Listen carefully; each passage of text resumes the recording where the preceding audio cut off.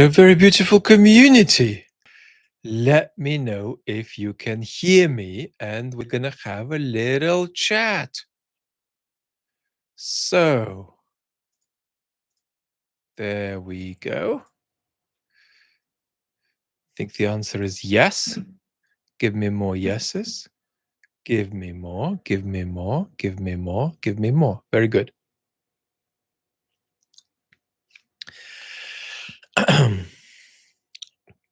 It's a mess, isn't it? The whole situation is a mess, isn't it?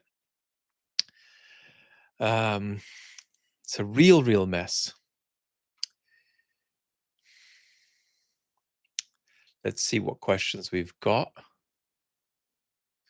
What could Europe, given its fiscal, democratic, and military constraints, do to actually strengthen Ukraine vis-a-vis the Russians?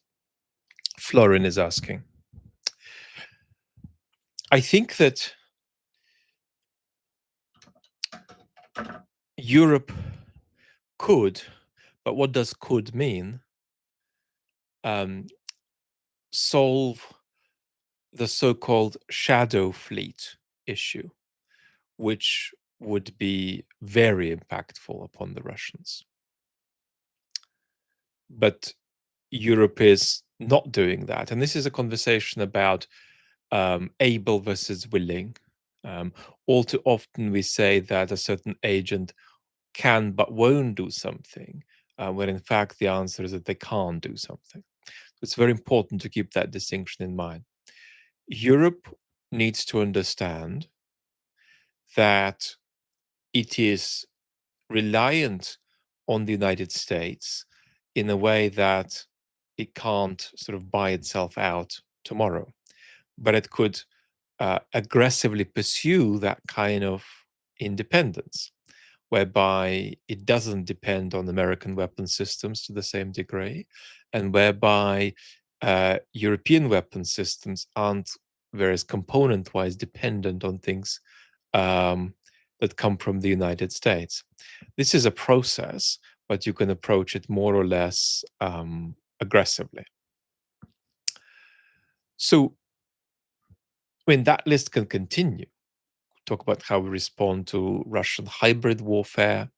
We can talk about financial commitments to Ukraine. But the question that it's all going to boil down to is actually that actions that are bold have to be secondary to a strategy. There's not going to be no polity that takes bold actions without a strategy, and we don't have a strategy. Our strategy is to see what happens 6 months from now, and hopefully try to scupper Trumpist attempts to, um, you know, push Ukraine into a ceasefire that it either can't accept or can only accept with disastrous consequences for it. The core equation here is that democratic decline leads to incapacity on the foreign stage. And interestingly, incapacity on the foreign stage perpetuates this vicious cycle whereby we actually end up with more democratic decline. It's very difficult to break out of this.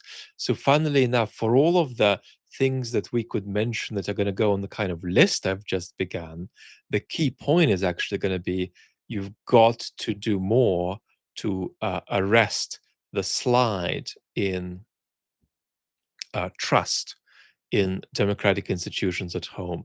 That, funnily enough, is actually at the core of all the issues we're talking about. You can think about this positively or negatively. You can slow the slides, you minimize the extent to which ex-conservative authoritarian populists are going to come to power, or you actually positively engage in resuscitating democratic culture. You can't do it all the way because there are global forces working against the sustenance of democracy. You can do it some of the way via various kinds of reform, electoral reform, for instance. So, funnily enough, it's domestic politics that lies at the core of this. You're never going to get a solution to the lack of strategy, to the lack of bold action that could be consequent to actually having a strategy, unless you improve the democratic situation domestically. So that's the sort of cartoonish framework here.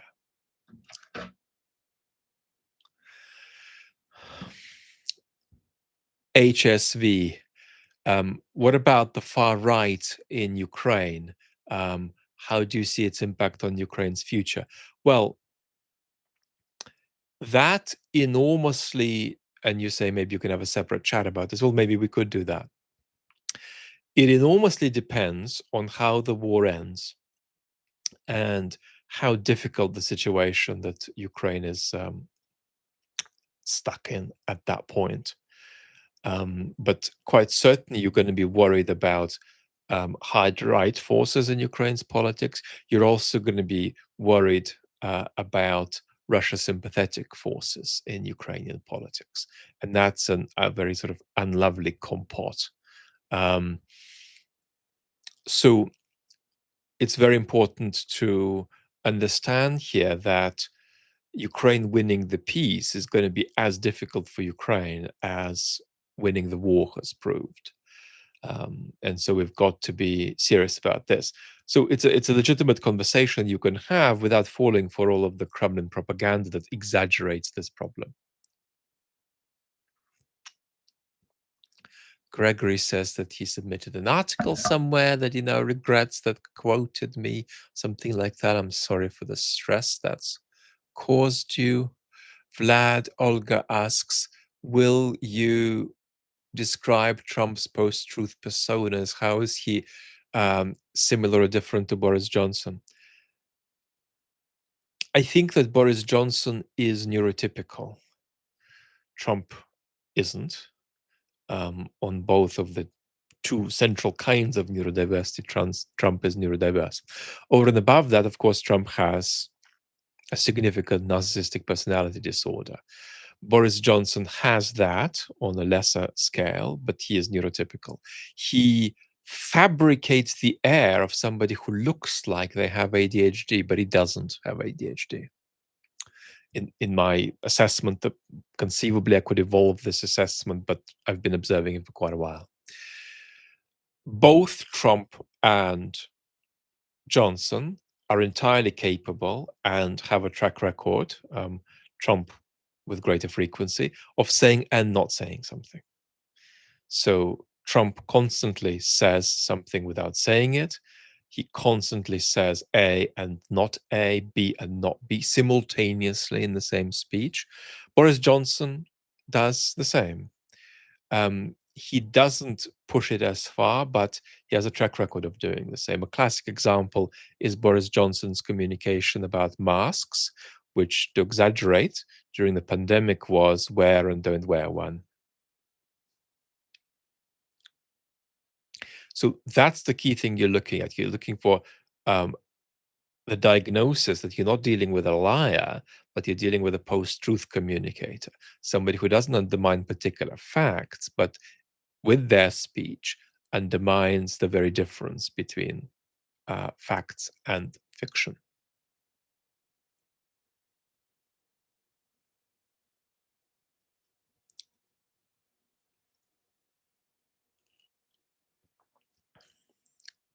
MPO is struggling and screaming into the void, and I'm sorry about that. There's nothing I can do about that.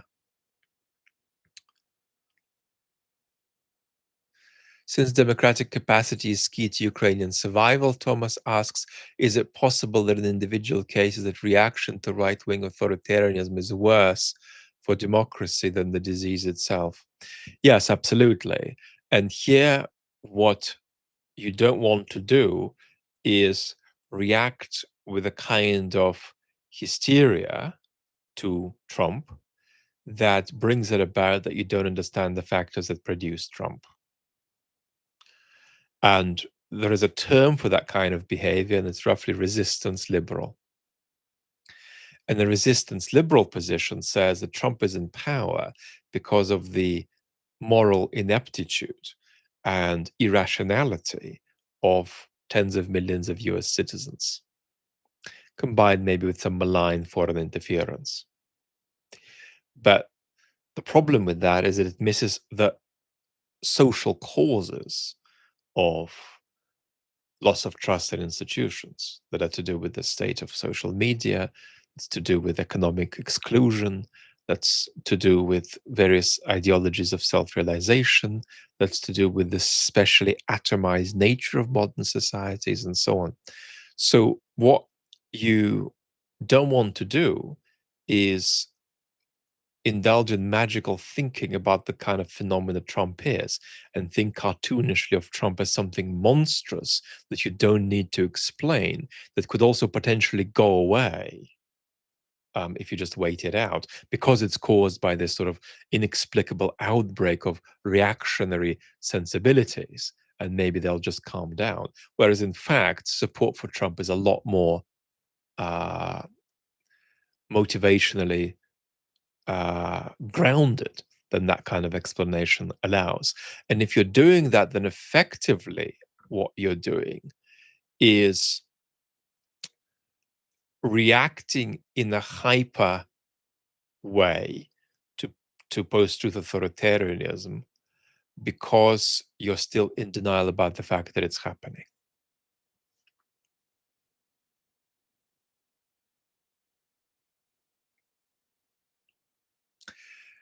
Mr. Tough Guy, could you expand on uh, ожидается, the term "it is expected"? In his analysis, Tim Snyder thought that it is expected provided insight into the Russian mindset. It is about distancing oneself from responsibility. Um, I love Tim. I don't know what Tim said about this, so I can't comment on this. I know that Luke Harding said that it is expected had to be a English version of something Russian. Um, Let me be clear. I do think that there are Russianisms in that initial, whatever it was, 28-point agreement. However, however, um, I didn't feel that Luke convinced me that that was one of them, partly because in Russian, ожидается, it is expected, typically goes with the thought that something will happen, but doesn't go with the thought that something won't happen. So we can say it's expected, ожидается, um, that Vlad's going to have his cup of tea this evening. You really wouldn't say that it's ожидается that Vlad will skip his cup of tea this evening. And that term was used in the negative in that 28-point plan. So that wasn't a clear example of a Russianism for me, but there were other Russianisms there. So I suppose from that point of view, it doesn't matter. Now, do I therefore think it is expected provide some kind of insight into the Russian mindset? Well, not in that usage, because it's not clear that that was that it's not clear to me that that was a Russianism. Um, Distance from responsibility is an important theme that I've myself raised in relation to the Russian population. What I would say about that is that the Russians are an extreme case of it, but not a unique case of it. So we also have a problem with distance from responsibility in the West. And in fact, one of the things we really do need to understand very well is the distinction, and I make it in a video called Why All Russians Are Responsible for Putin's War, between guilt by association, which is a non-existent concept, and responsibility by association, that it absolutely exists, right? If my little sister does something that I don't approve of, that looks really bad, I'm a little bit ethically implicated just in virtue of being her brother. But I'm not guilty in any way because I didn't do anything wrong, right? She chose to, rob the bank, and I I didn't know anything about it. But I still am ethically implicated because I stand in a particular relation to my sister. That's the difference between an ethic of responsibility by association, which is legitimate, and guilt by association, which is not legitimate. Um, there are a lot of people in the Russian space in the Russia commentary space, um, who have big reputations, who make claims that are not necessarily very well grounded. So you've got to be careful about that. Um, and let me just, in a gossipy way, point out one important phenomenon. Uh, a lot of people, Luke Harding is actually one of them, um, before the full-scale invasion, talked about the Putin regime as though it somehow was a kind of external hijacking of the Russian population. And in fact, I found that quite offensive. It was just such an evasion of, explanatory resourcefulness. I remember being at a uh, journalism festival in the tent with Luke Harding, where I felt he talked about the Putin regime as though it were something that was simply a top-down imposition on the Russian population. Now, a lot of the people who made the very same claims make the opposite claims, which are equally wrong, that the Russian population just supports the Putin regime's war. So you've got to be careful. I mean, uh, one of the things that Tim said, Tim, who I love, uh, much earlier in the war, is that there was a strong genocidal dimension to the way the Kremlin selected um, ethnic regions to fill up the ranks of the soldiers that were sent to Ukraine. There was a kind of purpose to it. I don't want to put words into his mouth. Maybe he didn't go that far. But the terminus of this direction of thinking would be that there was a purpose to how the Kremlin did it, not just with a view to protecting Moscow and Petersburg, but deliberately to reducing the percentage of ethnic minorities in the Russian population by sending them to the war. Now, Tim took some steps in the direction of that claim, and I thought there was no evidence for it at all. So you've got to be careful.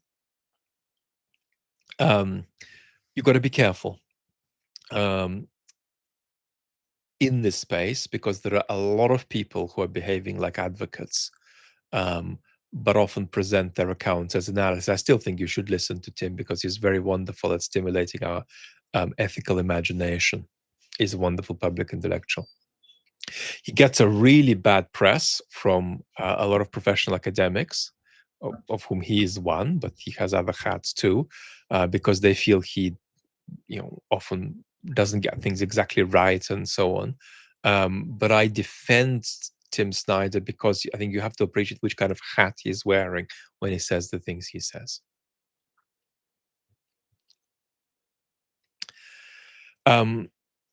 Leo him says, Vlad, as a citizen of the Baltic countries, should I be preparing for a possible war with Russia? Since it's not a guarantee, therefore it's somehow unclear. Should you be preparing for a full-scale war with Russia? No.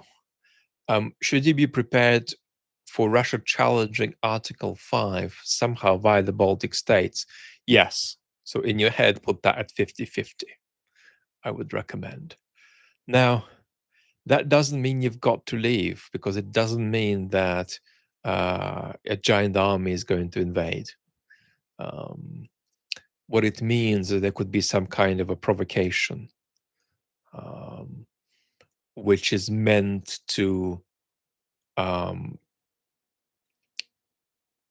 bring it about that it looks like the West experienced what was supposed to be a trigger of Article 5, but didn't react. So the point of Russia trying to start a deeper conflict with the West would not be to have a large-scale war with the West. Nobody in the Kremlin would be planning for that.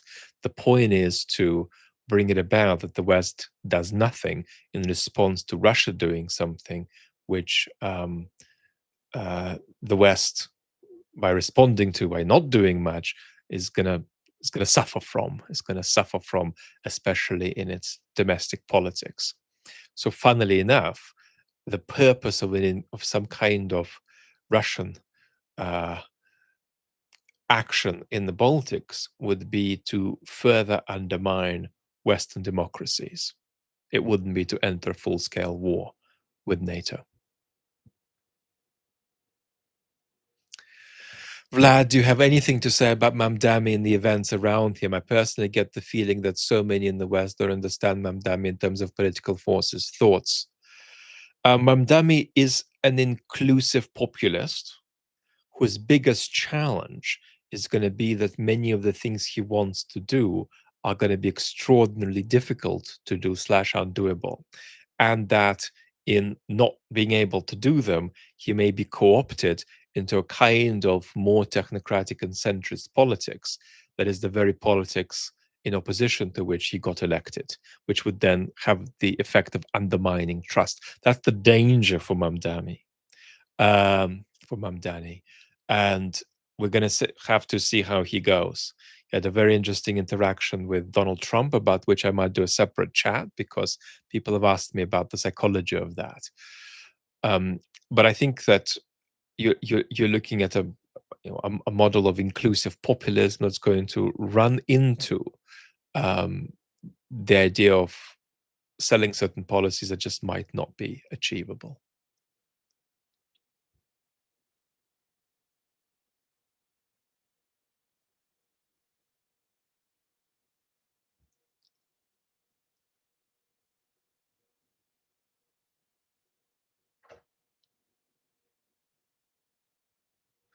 I will talk about the piece by Israel. I'm so the piece imposed by Israel, however you put it, Redrios.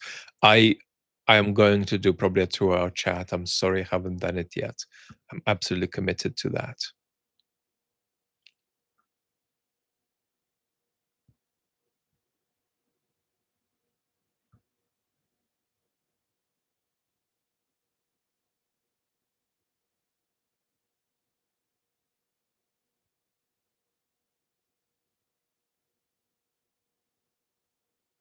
Redrios is dreading the climate crisis. The climate crisis will make the crisis of authoritarian rule much worse.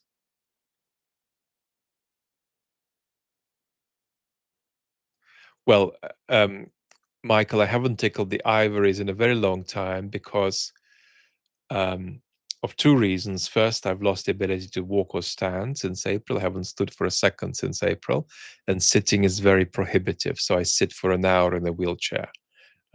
So I'm, living under extreme health circumstances. Before that, the piano that you see in the main channel videos is largely there decoratively. I think if my health were a lot better, I'd use it for reading scores, but that's about it.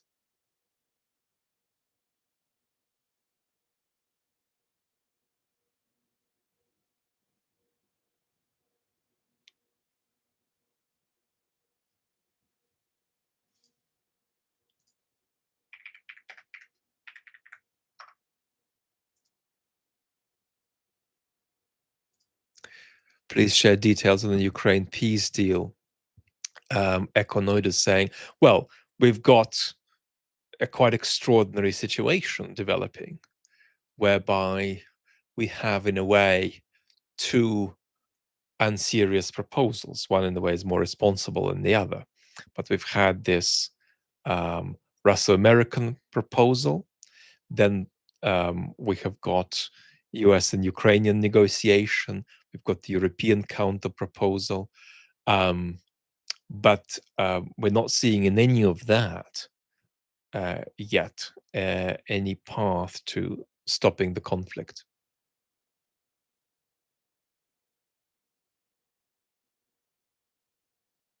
So, for all kinds of very good reasons, Ukraine does need the war to stop. But at the moment, it doesn't look like there's any way of bringing that about except on terms that are far too friendly to Russia. And there is no magical way of snapping out of that dilemma except to support Ukraine more, which, on the whole, we're not doing.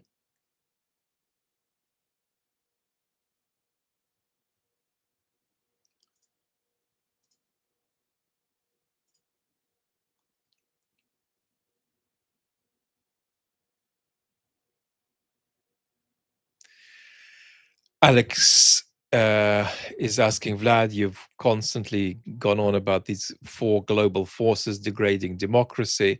Are these forces of the sort that can be corrected via political activity, or is it more structural, cultural, and partially outside politics? Well, nothing is outside politics, so they can be interacted with by political activity. But to what extent can they be solved or corrected? Um, well, you can prevent the worst kinds of exacerbations of these factors, and you can make them better. How much better? Let's be nauseatingly optimistic and say 30 to 50% better. I mean, that's really far too optimistic, but we're pushing it. Um, which is to say that we're dealing with an historical tendency that we can't solve. In other words, some of the social forces are just insoluble. You can do something about the state of the internet, but not everything to fix the trouble it generates for us. You can do something about extraordinary levels of economic exclusion, but not everything. You can do something about the fact that our societies are very atomized, but not everything. You can do something about the fact that we are in a hyperactive culture of authenticity, which makes it very difficult to think about values like solidarity and the public good. So we're dealing with, if you like, structural, economic, and political and historical forces, which we can inflect, but we can't turn them off. It's very important that your historical predicament is not a blank slate.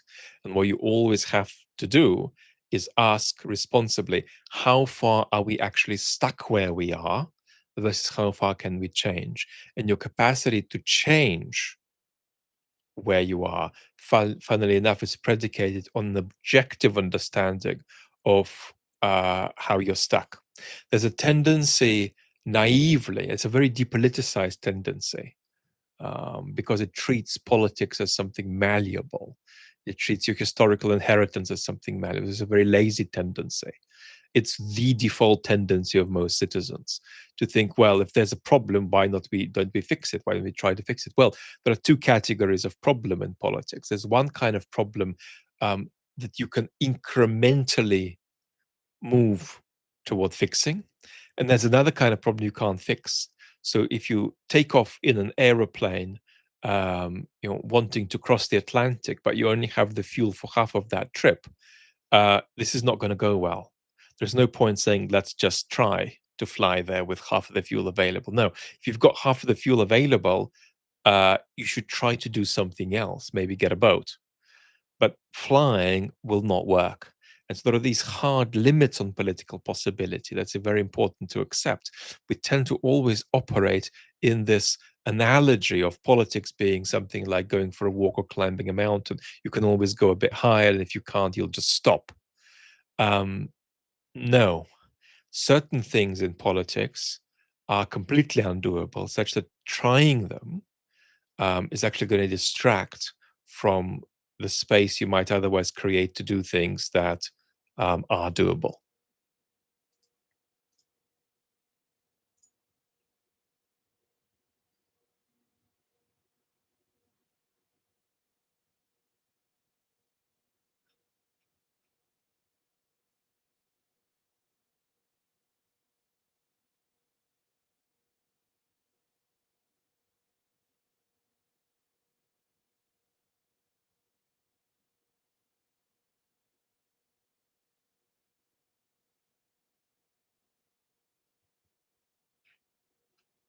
Vlad, what do you think about the two leaked phone calls with Mr. Dmitriev, Mr. Ushakov, and Witkov?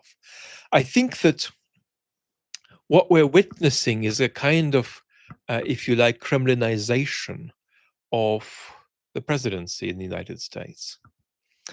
Um, we know that it's typical for Mr. Putin to take his power and outsource it to the circle around him, and then see what people who he's outsourced power to do with it, and then react to what they do as a kind of referee, or maybe even take sides. Well, this is beginning to happen under Trump. You've got a sort of Vance and Kushner and Witkoff camp that are trying to do everything to put Ukraine in an impossible position. And then you've got the Rubio camp that's trying to sabotage them. Then you've got Trump, who doesn't really understand all the details and is roughly sympathetic to the Vance camp, but also can hear points from the other side. I do think it's helpful to think of Trump as, on the whole, pro Kremlin rather than um, undecided, so that we end this sort of carousel of unconstructive talk about how Trump keeps changing his mind back and forth. He isn't really changing his mind, he's had a tendentiously pro Kremlin position. But that kind of cacophony of enterprises, as well as enormous levels of incompetence, are very, very striking. Not just in the way I say, because they're reminiscent of how the Kremlin works, but also because it's the very kind of erosion of state capacity that you typically see with imperial decline. What you've got is a situation where the United States is struggling to develop a strategy toward the Ukraine issue, a strategy of any kind. It's acting conflictively, erratically, and incompetently. And the longer this goes on, the more permanent the damage will be on the capacity of future US administrations to act with coherence on the international stage. Because if you attack institutions, if you attack uh, civil service, if you attack structures of governance, um, that's going to do permanent damage to state capacity. So we've got this very natural factor, which we see with imperial decline manifested by the United States.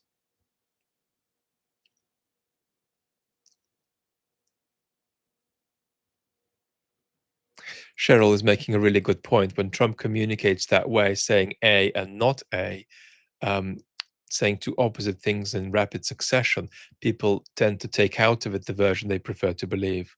And that's one of the ways, you're quite right, Cheryl, that post truth communication gains efficacy.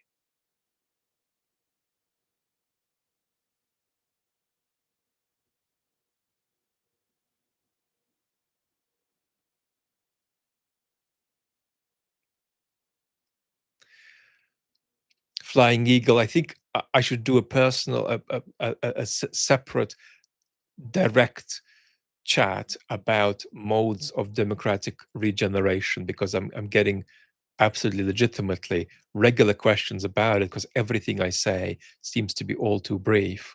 And so I think this deserves a proper um, episode. I'm also, even though I'm so slow for health reasons on the main channel, planning a video about what would be the perfect politician that we could construct for our age to be both electable and effective against the democratic slide we're experiencing. Is Trump getting narcissistic supply from Mamdani? And of course, the answer is yes, he is. Um, I'll do a separate chat about this, but one of the things you have to appreciate is how much narcissistic supply Trump gets from big things happening with New York. Trump, I wouldn't quite go as far as saying he loves New York. I'm not sure he quite loves or hates anything, but he gets supply from certain things. And so the idea of big stuff happening in New York very much excites him. And the idea of proximity to big stuff happening in New York is enormously, an enormously appealing idea for Mamdani. Plus, of course, he's very interested in how impressively Mamdani won.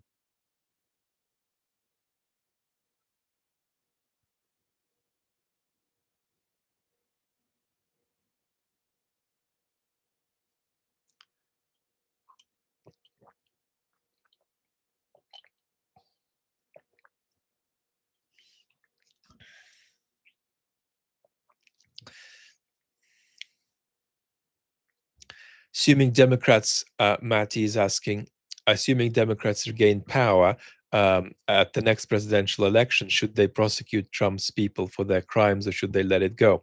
What you want is to encourage uh, appropriate institutional procedure.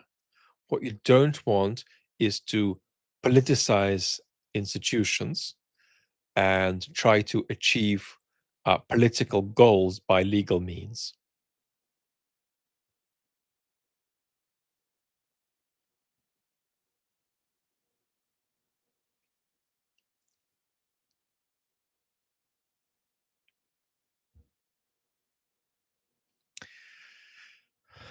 Radical bite. Do the European countries want the war to stop? European countries are certainly, particularly Western European countries, are comfortable with the idea of the war carrying on because the impact on them is so limited. Because they're experiencing the degradation of Russian military capacity. Ukraine is still standing up, and the investment required from West European powers isn't that great. So they are fairly comfortable with the status quo. Um, do they want the war to stop on Ukraine's terms? Um, Insofar as that is doable without them properly committing to the practical steps that that would require, yes. Insofar as actually committing to the practical steps that that would require, the answer is no. Um, the policy of the West at the peak of support for Ukraine has always been Ukrainian survival, not Ukrainian victory. The trouble is that we're now reaching a stage where Ukrainian survival is at stake, and we need to be strategic about what is the best way of making sure that Ukraine survives, that Ukraine remains politically and economically viable.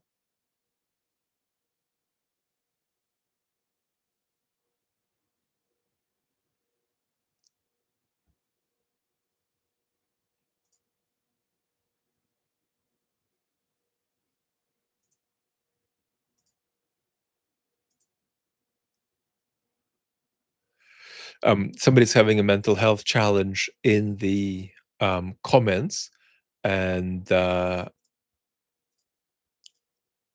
somebody else commented that they sound like a Russian, which Amalfitano removed as a comment. I'm grateful for that.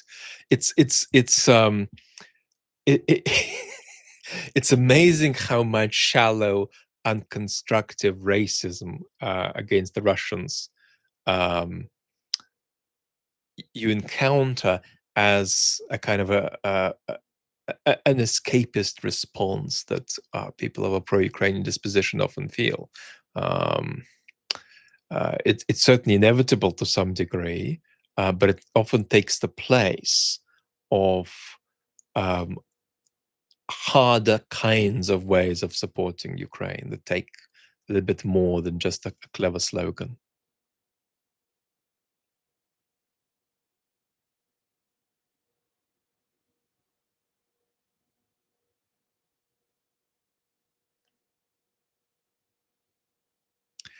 Orion, I found your recent Jade McGlynn piece that you read extremely refreshing. It's exhausting to be constantly bombarded with unreality about the state of the world. Yes, and of course, um, nobody knows more about Ukraine than Jade. And also, Jade is an expert on what is happening in the occupied territories. And I thought it was very important to read a bleakly realistic piece about Ukraine that was also vehemently pro Ukrainian. Um,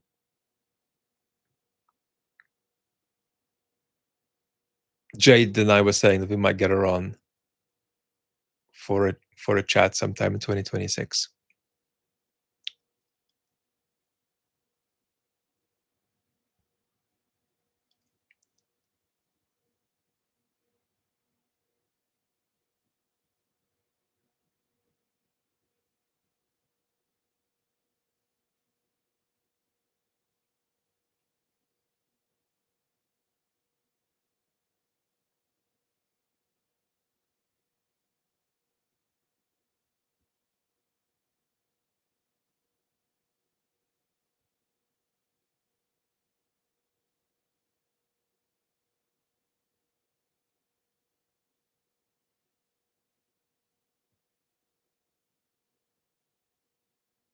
Good morning, Glenn.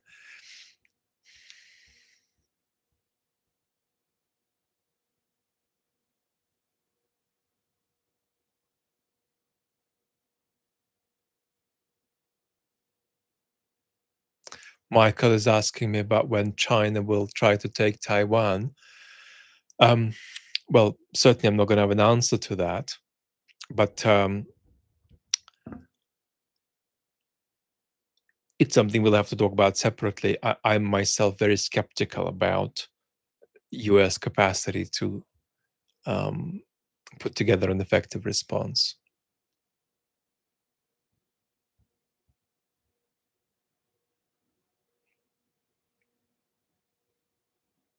Is Trump using himself up at a rate where he won't have enough for his entire term?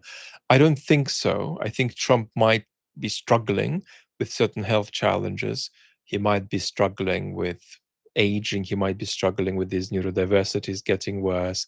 He might be struggling with his narcissism getting even more out of control.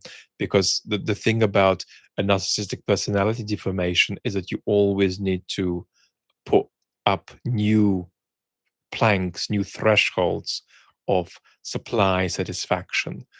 Um, so all of that's there, but I'm not seeing somebody who is physically going to run out of gas before the term ends.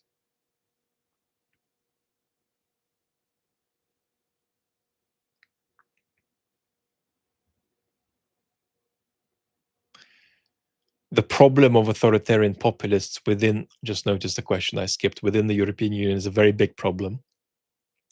The problem of one or two countries being run by authoritarian populists because of the slowness and incapacity of European Union machinery. Um, what we're witnessing with the European Union is a kind of slow incremental degradation, whereby we're not really ever likely to see a collapse. We're more likely to see a situation whereby increasingly things that are supposed to work are not working. Increasingly, a gap between political rhetoric and the underlying political reality, which only undermines trust further, I'm afraid.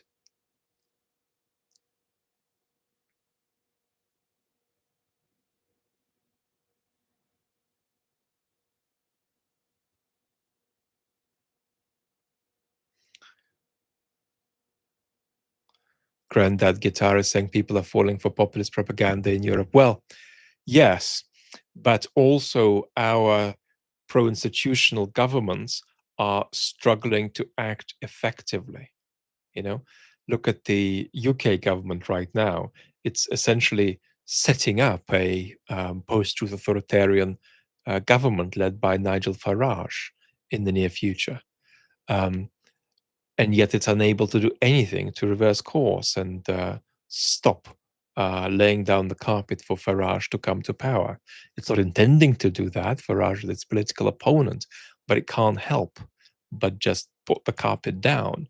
This is the problem of technocratic centrism being stuck doing what it used to do and what used to work in the 1990s and in the early parts of this century, but no longer works now.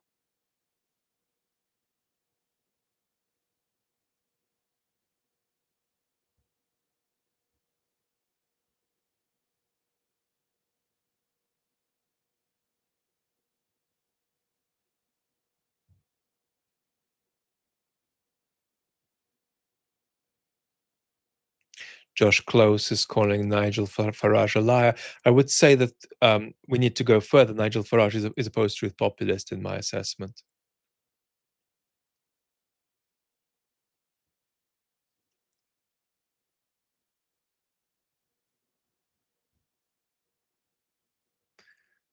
Ghoulish, thank you so much for your positive wishes.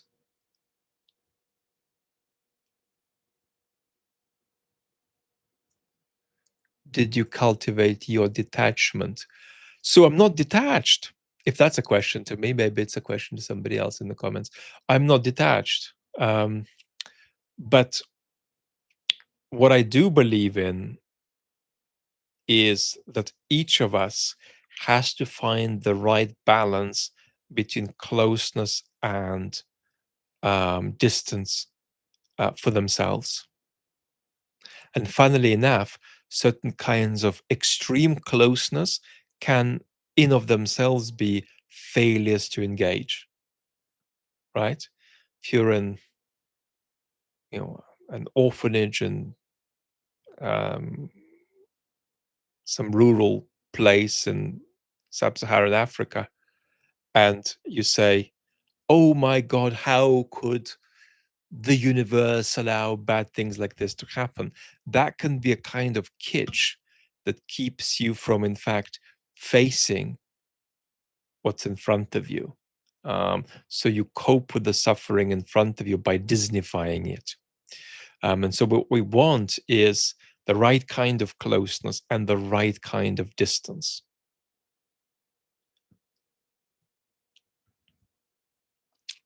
Also balanced with our real capacity to cope. I mean, for example, there are a lot of people who are going on about this or that calamity in the world, whose way of going on about it is, in fact, a protective mechanism against engaging and empathizing with the very thing that they're trying to bring people's attention to. It's a very, very important thing. In the 1700s, a wonderful writer called Lichtenberg wrote aphoristically about many things, including this balance of closeness and distance.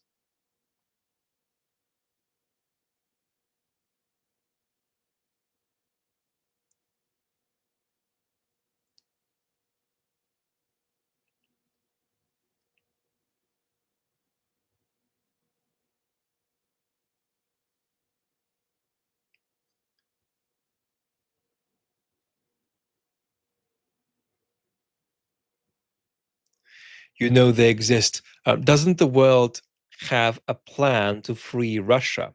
There was Radio Free Europe, and what happened?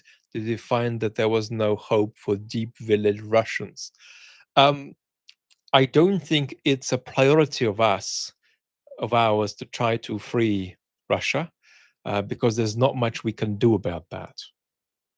Um, as you know, the Russian opposition are themselves really struggling with this, largely um, being stuck now with broadcasting activities and activist activities rather than political activities. So it's important that we try to politicize the Russian space, but this is not a priority for us. There is then a kind of trivial activist twang with which people come to this, and they say, "Oh, we need to break Russia up." Um, the problem with that, apart from it being an imperialist proposal that doesn't consult with the local people who live there, is that we just have no mechanism for this. We would need to conquer Moscow to do that, and at no point during the war has Ukraine been anywhere near being able to do this. So these kinds of conversations are all conversations about what you would do if you won £10 million in lottery. Well, you haven't won £10 million in lottery, so there's no point talking about how you're going to buy your yacht. But the way to politicize the Russian space is to appeal very directly to not just different demographics, but to different institutions in Russia, institutions like the army, institutions like the FSB. But The Russian opposition are not doing that. They're largely ventilating, this is what's ironic, they're largely ventilating pro-Ukrainian points while being slammed by the pro-Ukrainian activist internet for not being pro-Ukrainian enough. So they're in a kind of a depoliticized um, lose-lose spiral.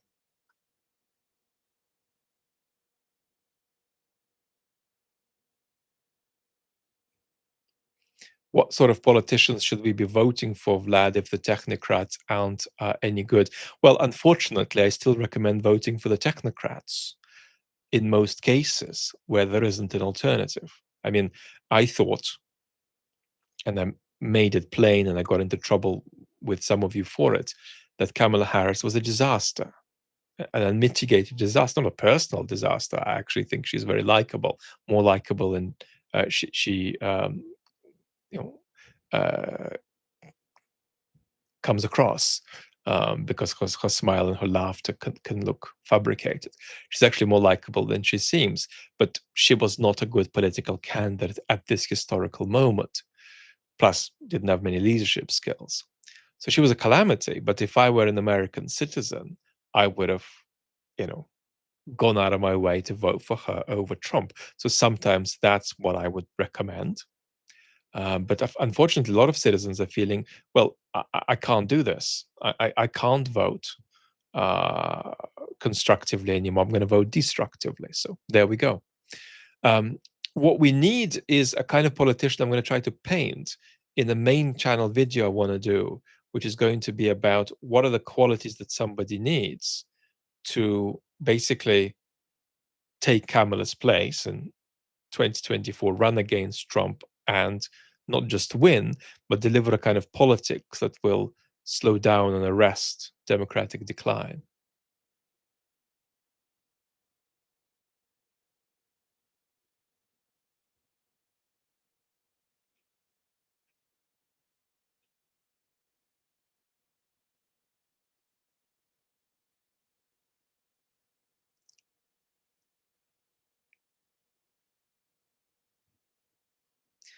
Vlad, do you think that Europe consists of 27 countries limit its effectiveness of a more unified response to Russia? Well, absolutely. Absolutely.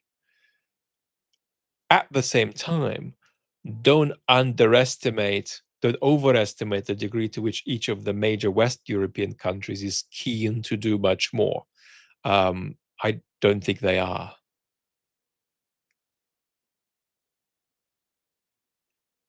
Have we seen a mass scale lack of critical thinking skills over time? I believe that we're experiencing uh, an assault on critical thinking skills that is in many ways unprecedented.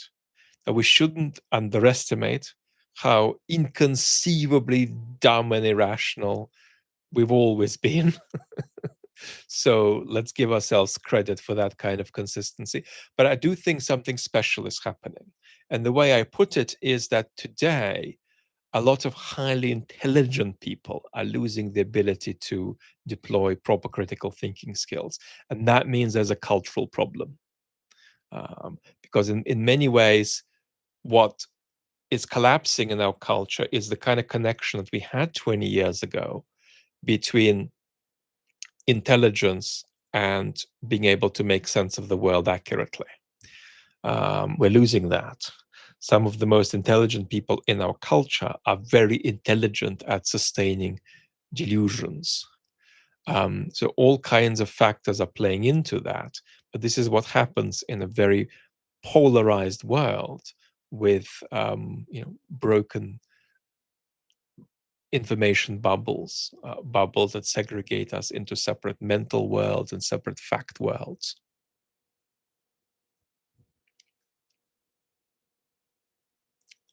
If the Putin regime refuses to end its ambition regardless of losses or economic pressure, how can Western states meaningfully approach changing the Putin regime? They can't.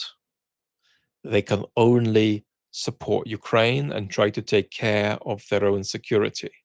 Um, we don't get to control what happens on Russian soil. Um, What we need to understand is that Putin is motivated by pseudo mystical visions of historical mission and by a commitment about regime security, which is why the war he's engaged in Ukraine is existential and defensive for him. That's why he's not going to stop it because his economy is not doing very well. That's why he's not going to stop it because things are more difficult on the Russian territory.